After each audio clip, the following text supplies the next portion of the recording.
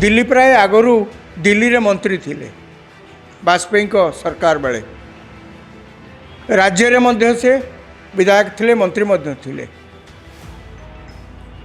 एकथा सत साधारण लोकंकर एक्सेस प्रवेश दिलीप राय पाई खूब सीमित कई तो कभी देखी ना।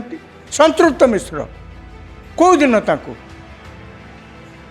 आपण जीवन सारा आपणकर प्रोफेशनल काम रहिले आपण वृत्ति रे आपण नियोजित रहिले बेस ऊपर को जाइछंती प्रतिष्ठा अर्जन करछंती सामान्यतम संदेह नहीं एतिरे।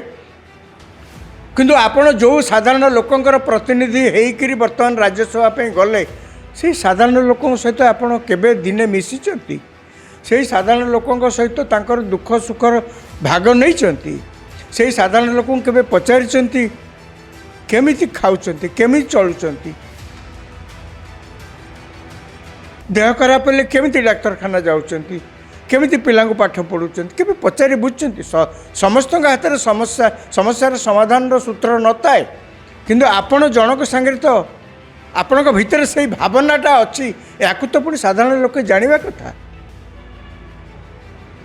ये प्रश्न उठुची ताले आपण काहेकि जिबे सेठी आपणकर की कार्य कौ काम पे सेठी आपण जाउचंती।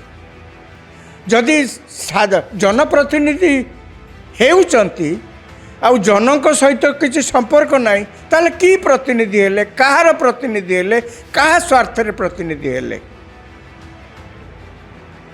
राज्यसभा निर्वाचन परे जो आलोचना सब चली ये मध्य से आलोचनार आउ एक प्रसंग।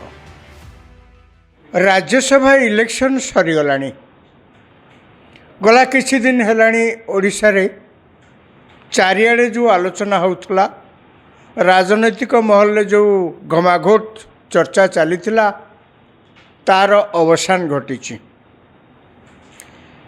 किंतु जहाँ समस्ते भाबुतले जे राज्यसभा इलेक्शन सरीगला परे ए कथा पूरा थमी जीव आउ से विषय के आलोचना करिवे नहीं कारण ये तो लोकसभा निर्वाचन नुहे ये राज्यसभा निर्वाचन एथिरे केवल विधायक माने भोट दियंती किंतु ताहा प्रकृत में देखा जाउची जे राज्यसभा निर्वाचन हवा पूर्वरु आलोचना जेतिकी चर्चा विभिन्न जगार होउतिला एबे से चर्चा जेतिकी आशा करा जाउतिला कमी जीवो बोली कि थमी जीवो बोली ता हेनी।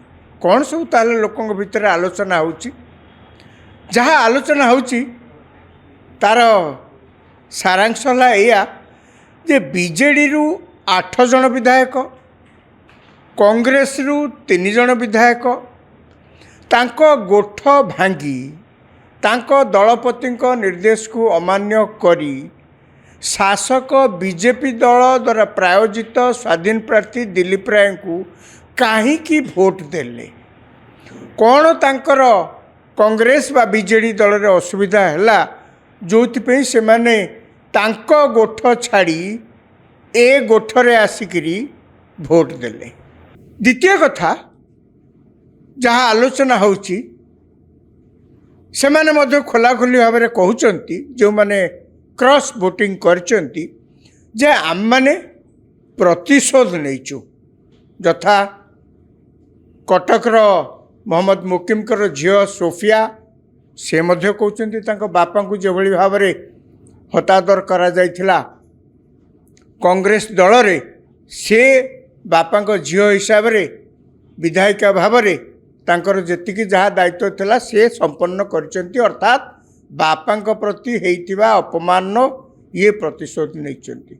समान कथा देवीरंजन त्रिपाठी मध्य कहउचंती समान कथा सौभिक विश्वाल मध्य कहउचंती आउरी अनेक मध्य से भली कहउचंती कांग्रेस रो रमेश जेना मध्य कहबा को गले से भली कथा कहउचंती।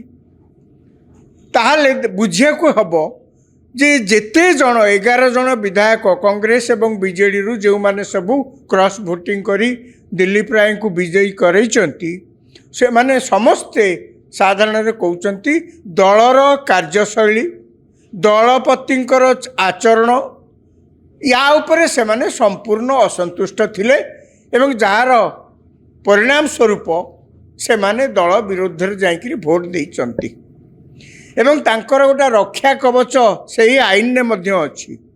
ଯେଉଁ ଆଇନକୁ କରାଯାଇଥିଲା ଯେ ଏଇ ଦଳ ବଦଳ ରୋକିବା ପାଇଁ, ଯେଉଁ ଆଇନକୁ କରାଯାଇଥିଲା ଏ ଘୋଡ଼ା ବେପାରକୁ ରୋକିବା ପାଇଁ, ସେଇ ଆଇନରେ ଗଳା ବାଟ ଏମିତି ଅଛି ଯେ ଯେଉଁଥିରେ କି ତାଙ୍କର ବିଧାୟକ ପଦ ରଦ୍ଦ ହେବାର କୌଣସି ସମ୍ଭାବନା ନାହିଁ। ସେଇଠି ହେଉଛି ମୋଟାମୋଟି କଥା। ଆପଣମାନେ ସମସ୍ତେ ମଧ୍ୟ ମୋଟାମୋଟି ଭାବରେ ଜାଣିଥାଇପାରନ୍ତି ଯେ ସେଇ ନିୟମରେ ଲେଖା ହେଇଛି ଯେ ଆପଣ ଦେଖେଇବେ, କେବଳ ଦଳର ଏଜେଣ୍ଟ ଯିଏ ତାଙ୍କୁ ଦେଖେଇବେ କାହାକୁ ଭୋଟ ଦେଲେ, କିନ୍ତୁ କାହାକୁ ଭୋଟ ଦେଲେ ଆପଣ ଦଳ ଆପଣଙ୍କୁ ନିର୍ଦ୍ଦେଶ ଦେଇପାରିବନି ବା ଦଳ କଥା ଆପଣଙ୍କୁ ମାନିବାକୁ ବାଧ୍ୟ ନୁହନ୍ତି। ସରିଗଲା। ସେମାନେ ଯେତେବେଳେ ଦଳ ବିରୁଦ୍ଧରେ ଯାଇକିରି ଭୋଟ ଦେଉଛନ୍ତି ସେ କ'ଣ ଜାଣିନାହାନ୍ତି ଯେ ଆମେ ସେଠୁ ଫେରିଲା ପରେ ଦଳ ଆମ ପ୍ରତି କି କାର୍ଯ୍ୟାନୁଷ୍ଠାନ କରିବ? ସେମାନେ କ'ଣ ଆଉ ଜାଣିନାହାନ୍ତି? ନଈକୂଳେ ଯେ ଘର କରିଛି ସେ କ'ଣ ଆଉ କୁମ୍ଭୀର ଆସିବ ବୋଲିକିରି କ'ଣ ଆଉ ନିଜକୁ ସଜାଡ଼ିକିରି ରଖିନି? କ'ଣ ହେବ ନ ହେବ ସେ ତ ପର କଥା। ସେଇଆ ମଧ୍ୟ ହେଲା। ତେଣୁ ମୋର ଯାହା କହିବା କଥା ଯେ ବିଧାୟକ ପଦ ରଦ୍ଦ ହେବାର କୌଣସି ଆଶଙ୍କା ନାହିଁ। ତେଣୁ ସେମାନେ ତାଙ୍କର ଅସନ୍ତୋଷକୁ ଏଇଠି ଛାଡ଼ିଲେ। ସୁଯୋଗ ମିଳିଛି, କାହିଁକି ବା ଛାଡ଼ିବେ? କେବଳ ଯେଉଁମାନେ ଆସି ଭୋଟ ଦେଇଛନ୍ତି, କ୍ରସ୍ ଭୋଟିଂ କରିଛନ୍ତି, ଆପଣମାନେ ଭାବନ୍ତୁନି ଯେ ସେଇମାନେ ଦଳ ବିରୁଦ୍ଧରେ, ଦଳପତିଙ୍କ ବିରୁଦ୍ଧରେ ଅସନ୍ତୋଷ ଜାହିର କରିଛନ୍ତି। ଦଳ ଭିତରେ ମଧ୍ୟ ଅନେକ ଲୋକ ଏମିତି ଆହୁରି ମଧ୍ୟ ଅଛନ୍ତି, ସେମାନେ ମଧ୍ୟ ଏମାନେ ଯାହା କାମ କରିଛନ୍ତି ତାକୁ ମଧ୍ୟ ଜଷ୍ଟିଫାଏ କରି କହୁଛନ୍ତି ସେ ଯାହା କରିଛନ୍ତି ସେଇଟା ତାଙ୍କ ଅସନ୍ତୋଷ ହେଲା ବୋଲିକିରି ସେ ଏହାକୁ କରୁଛନ୍ତି। ଯଥା ବଦ୍ରିନାରାୟଣ ପାତ୍ର, ସେ କ'ଣ କହିଲେ? ଯାହା ସେମାନେ କରିଛନ୍ତି ଇଏ ହେଉଛି ଅସନ୍ତୋଷର ପ୍ରତିଫଳନ। ମାନେ ସେ ମଧ୍ୟ କହୁଛନ୍ତି ଦଳ ଭିତରେ ଯେଉଁମାନେ ତ ଯାଇ କ୍ରସ୍ ଭୋଟିଂ କରିଛନ୍ତି ସେମାନେ ଅସନ୍ତୋଷର ପ୍ରତିଫଳନ ଦେଖାଇ ଦେଇଛନ୍ତି, ଆଉ ଯେଉଁମାନେ ଅଛନ୍ତି ସେମାନେ ମଧ୍ୟ ତାଙ୍କର କଥାରୁ ଯାହା ଇଙ୍ଗିତ ମିଳୁଛି ଯେ ସେମାନେ ମଧ୍ୟ ଦଳ ଉପରେ ସନ୍ତୁଷ୍ଟ ନୁହନ୍ତି। ସମାନ କଥା କଂଗ୍ରେସ ଦଳରେ। ଭକ୍ତ ଦାସଙ୍କ ଉପରେ ସେ ଯାହା ପଛେ ହୁଅ, ତାଙ୍କ ଦଳରେ ଲୋକ ନାହାନ୍ତି ସଭାପତି ହେବା ପାଇଁ। ତେଣୁ ବହୁତ ସମୟରେ ଆପଣମାନେ ଦେଖିଥିବେ ୟାଙ୍କୁ ଗଲେ ତାପରେ କିଛି ଦିନ ପରେ ତାଙ୍କୁ, ତାପରେ ଆଉ ଲୋକ ନାହାନ୍ତି ତାଙ୍କର। ତେଣୁ ବର୍ତ୍ତମାନ ଭକ୍ତ ଦାସଙ୍କ ପାଳି ପଡ଼ିଛି, ସିଏ ତାଙ୍କୁ ବିଧାୟକ ତାଙ୍କୁ PCC ସଭାପତି କରାହେଇଛି, ଆଉ ତ ଲୋକ ନାହାନ୍ତି, କାହାକୁ ସେ କରିବେ? ଆଉ ଯେଉଁମାନେ ସବୁ ଅଛନ୍ତି, ଯେଉଁମାନେ ତାଙ୍କୁ ବିରୋଧ କରୁଛନ୍ତି, ଅତୀତରେ ତାଙ୍କ ଭିତରୁ ଅନେକ ଲୋକ ମଧ୍ୟ ଥିଲେ ସଭାପତି, ସେ କ'ଣ କରିଥିଲେ? କିଛି ତ କରିନଥିଲେ ସେମିତି। ଯାହା ହଉ ତାଙ୍କ ଉପରେ ଅନେକ ଲୋକଙ୍କର ଅସନ୍ତୁଷ୍ଟ, ଅନେକ ଲୋକ।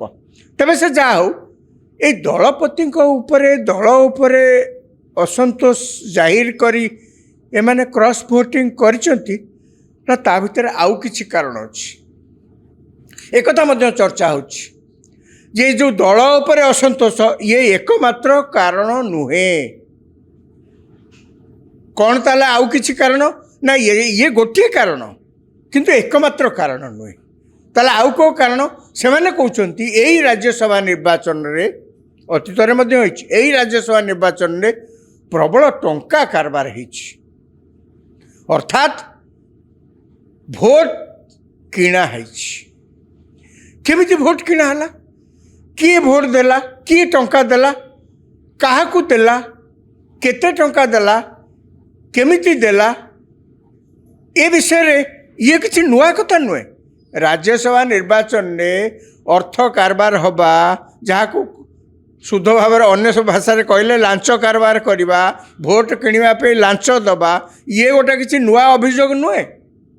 ମୋର ମନେ ଅଛି, ଅତୀତରେ ମୋର ମନେ ଅଛି ଯେତେବେଳେ ବୈଷ୍ଣବଚରଣ ପରିଡ଼ା ଏବଂ ମନ୍ମଥନାଥ ଦାସ ସେମାନେ ଧାରଣାରେ ବସିଥିଲେ ରାଜନୀତିରେ, ନିର୍ବାଚନରେ ସ୍ୱଚ୍ଛତା ଅବଲମ୍ବନ କରିବା ପାଇଁ।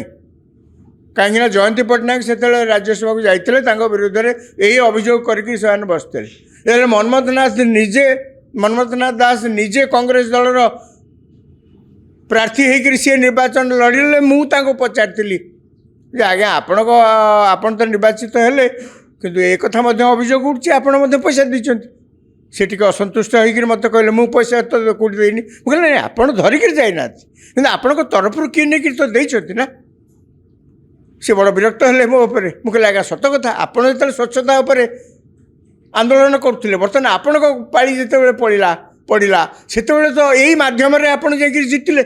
ତେଣୁ ଏଇ ନୂଆ କଥା କିଛି ନୁହେଁ। କିନ୍ତୁ କଥା ହେଉଛି ଆମେ ସାଧାରଣ ଲୋକ, आम कौतूहल होचु आमर कौतूहल सृष्टि होची केते टंका किए देले काहाकू देले केमती देले कहीं देले पुणी ये 1000 टंका नुहे लक्षर नुहे ये सब कोटी खाली से नुहे जहाँ आलोचना होची सबु शिविर रे कांग्रेस बीजेडी बीजेपी ये शिविर रे टिके टिके जदि जहाँ जहाँ सबू कथा होचंती जदि आपन कान देबे आपन देखिबे सेठी कोटिए 2 कोटी कथा भी कहीं कहूना 5 कोटी 10 कोटी 4 कोटी नहीं इतने टंका आम तो देखिनु एत टंका जीवन में आम एत कोटिए टंका सेटा थुआले केते दिसब ये केवल टेलीविजन अनेक समय जो विजिलेंस लोक रेड करती सी पुणी किसी लक्ष्य कोटी नुहे ये तो कथा पड़ी 5 कोटी तार सम्यक झल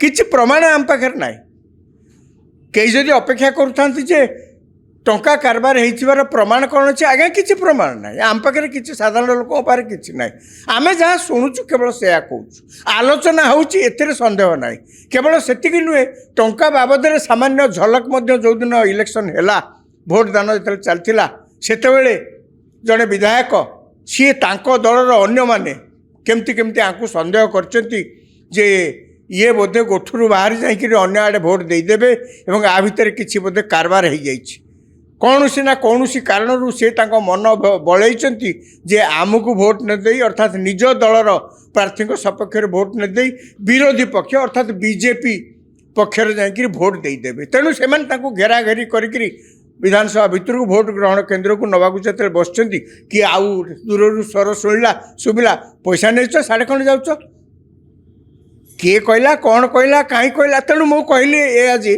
तार गोटे सम्यक झलक से आपण मैंने अनुमान करें ये स्वर उठुची टंका नहीं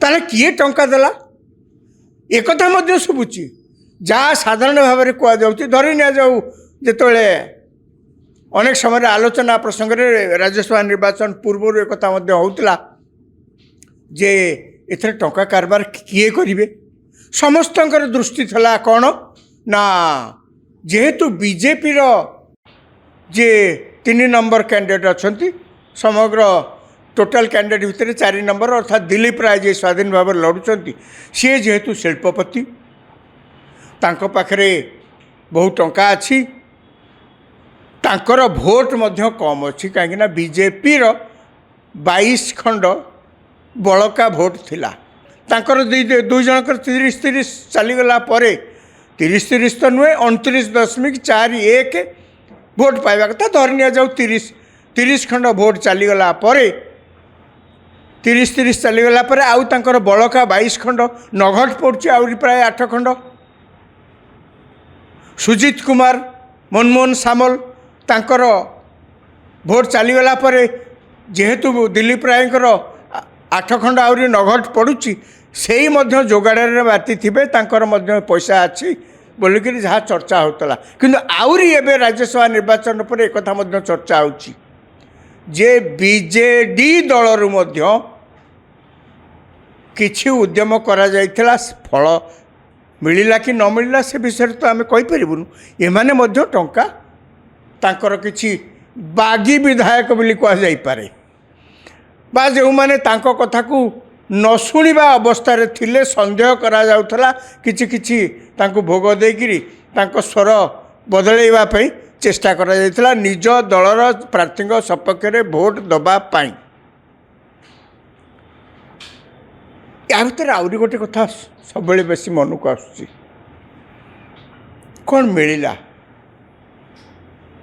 निर्वाचन तो सरीगला क्या कौन मिला एवं ओडिशा कौन लाभ पाइब ओडिया लोक कौन लाभ पाइबे एथुरु जदि टंकार खेल कौन सी व्यक्ति विशेष विरोध में असंतोषर प्रतिफलन राज्यसभा निर्वाचन हुए कहवा कथा जे राज्यसभा निर्वाचन जदि कौन सी व्यक्ति विशेषकर असंतोषर प्रतिफलन हुए टंकार खेल बोली धरा जाए तो साधारण ओडिया लोक ओडिशा प्रदेश तादर कौन पाइला पुणी ये निर्वाचन किछि कम सांविधानिक पदवी होनी ये निर्वाचन होची भारतर पार्लियामेंटर अपर हाउस रो सदस्य होगापाई।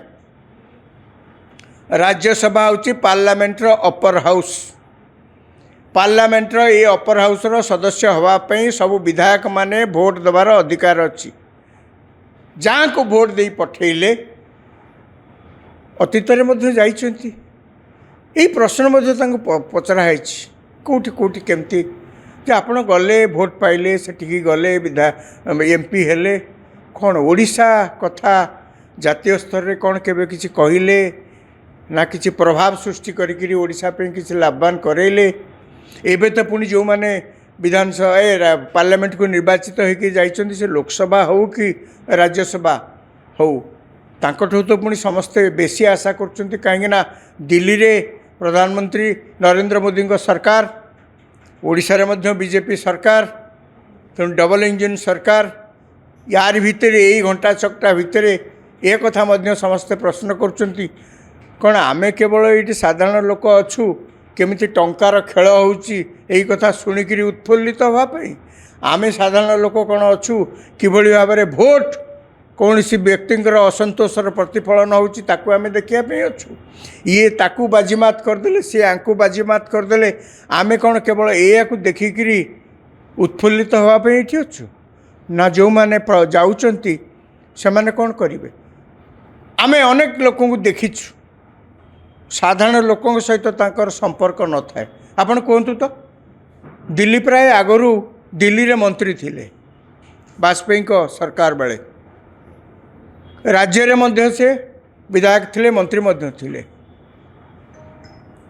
एकथा सत साधारण लोकंकर एक्सेस प्रवेश दिल्ली प्राय पाई खूब सीमित।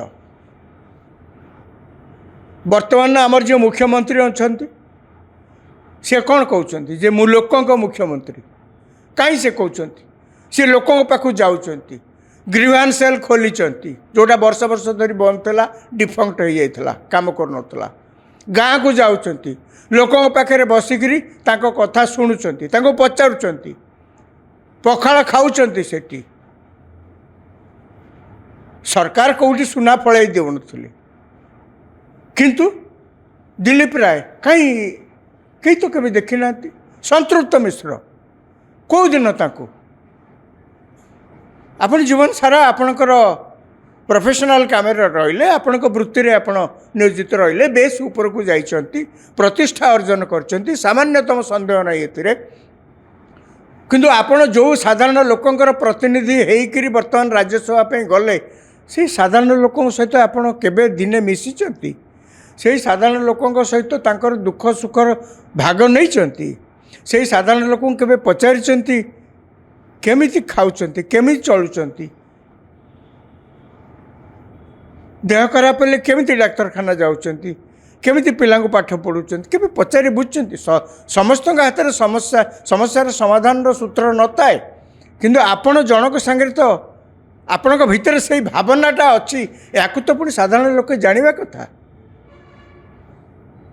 ये प्रश्न उठुची आप कहीं जीवे सेठी आपणकर की कार्य कौ कम पे सेठी आपण जाउचंती जदि जनप्रतिनिधि हेउचंती आउ जनक सहित किसी संपर्क नहीं ताले की प्रतिनिधि हेले कहार प्रतिनिधि हेले कहा स्वार्थ रे प्रतिनिधि हेले।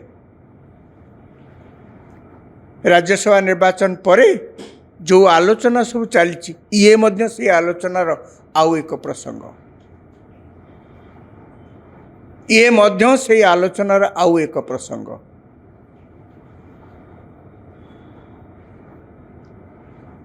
निर्वाचन फल बाहरीगला मात्रे बाण बाजा फूलमालार अभाव नहीं सबू आसी अजाड़ी ही पड़ुछि किंतु साधारण लोकटी ये पाखक जाऊँ गुहारी करने दर्शन मिलूनी बाबू व्यस्त अच्छा अनेक तथाकथित निर्वाचित जनप्रतिनिधि को मुझे देखी बहुत पाखर से ही लोक काली सकाळे भोट पे गाँ गाँ बुलुथिबे ଥରେ ନିର୍ବାଚିତ ହୋଇସାରିଲା ପରେ ଏବଂ ପୁଣି ସରକାରରେ ଆସି ମନ୍ତ୍ରୀ ହେଲା ପରେ ଆପଣ ଯାଆନ୍ତୁ ତ ତାଙ୍କୁ ଦେଖା କରିବା ପାଇଁ। ସେତିକି ତାଙ୍କ ଭିତରେ ଏକଥା ନୁହେଁ ଯେ ସେ ଘରେ ଚୁପଚାପ ବସୁଛନ୍ତି, ଆପଣ ଗଲେ ସାଙ୍ଗେ ସାଙ୍ଗେ ଦେଖା ହେଇଯିବା କଥା। କେହି ସେ କଥା ମଧ୍ୟ ଆଶା କରୁନାହାନ୍ତି। କିନ୍ତୁ ସେମାନେ ଏଭଳି ଭାବରେ ଗୋଟେ କୃତ୍ରିମ ପରିବେଶ ତିଆରି କରୁଥିବେ ଯେଉଁଥିରେ କି ସେମାନେ ବହୁତ ବ୍ୟସ୍ତ। ଆପଣ ଗଲେ ତାଙ୍କ ଦର୍ଶନ ପାଇବା ତ ଦୂରେ ଥାଉ, ତାଙ୍କର ଯେଉଁମାନେ ସବୁ ଅଛନ୍ତି ତାଙ୍କ ଚାରିକଡ଼ ଯାକ ସିଏ ଆଗେ ଆପଣଙ୍କୁ ଭୋଗେଇ ଦେବେ। ମୁଁ ସେତେବେଳେ ଭାବେ କି ପାପ କରିଥିଲେ ଇଏ ଯେ ଆସିକି ତାଙ୍କୁ ଏମିତି ଆପଣ ଭୋଗେଇ ଦେଉଛନ୍ତି। ମୋର କହିବା କଥା ସେଇଆ। ଆମେ ସବୁବେଳେ ଅନୁଭବ କରିଛୁ, କେବଳ କ'ଣ ଗୋଟେ କରିଦେବେ ସାଧାରଣ ଲୋକଙ୍କ ପାଇଁ ସେ କଥା ନୁହେଁ, ସେଇ ସମାନ କଥା ଆମେ ମଧ୍ୟ ଅନୁଭବ କରିଛୁ ଯେତେବେଳେ ଏମାନେ ନିର୍ବାଚିତ ହୋଇକରି ଯାଆନ୍ତି, ଏଡ଼େ ବଡ଼ ବଡ଼ ପଦବୀ, ସାମ୍ବିଧାନିକ ପଦବୀକୁ ନିର୍ବାଚିତ ହୋଇଯାଆନ୍ତି, ଆଉ ଓଡ଼ିଶା ବିଷୟରେ କୌଣସି କଥା କେବେ ଯେତିକି ଭାବରେ କହିବା କଥା କୁହନ୍ତି ନାହିଁ। କିଛି ଅଳ୍ପ କିଛି ମୁଷ୍ଟିମେୟ ନେତାଙ୍କୁ ଛାଡ଼ିଦେଲେ ବାକି ସମସ୍ତେ ଆପଣ ଦେଖିବେ ଏଥିରେ କାହାର କିଛି ନଥାଏ। ମୁଁ ସେଇଥିଲାଗି ଭାବେ ଆପଣଙ୍କ ମନରେ ମଧ୍ୟ ଏଇ ପ୍ରଶ୍ନ ଉଠୁଥିବ, ତାହେଲେ କୋଟି କୋଟି ଟଙ୍କା ଖର୍ଚ୍ଚ କରିକିରି ଭୋଟ ପାଇ ଆପଣ ସେଠିକି ଯିବାର ଅର୍ଥ କ'ଣ ହେଲା, କାହା ସ୍ୱାର୍ଥରେ? ଏ ପ୍ରଶ୍ନ ଯାହା ଆଜି ସୀମିତ ଲୋକଙ୍କ ମନରେ ଉଠୁଛି, ଏ ପ୍ରଶ୍ନ ନିଶ୍ଚୟ ଦାନା ବାନ୍ଧିବ ଆଗକୁ।